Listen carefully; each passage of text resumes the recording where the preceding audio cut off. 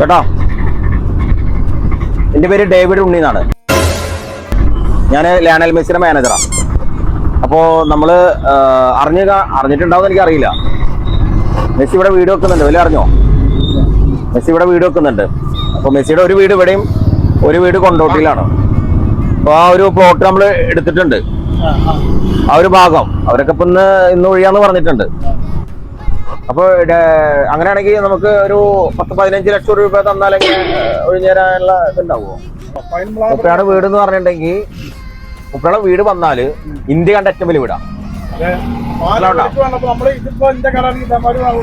അല്ല അങ്ങനല്ല, പുള്ളിക്ക് എന്താ വെച്ചാല് പുള്ളിക്ക് പുള്ളിയുടെ വീട്ടിൽ നിന്ന് കാണണം, മക്കള് കളിക്കണ കാണണം, നെയ്മർ കളിക്കണ കാണണം, അതുപോലെ പിന്നെ മറ്റേ മർഡോണ കളിക്കണ കാണണം. എങ്ങനെ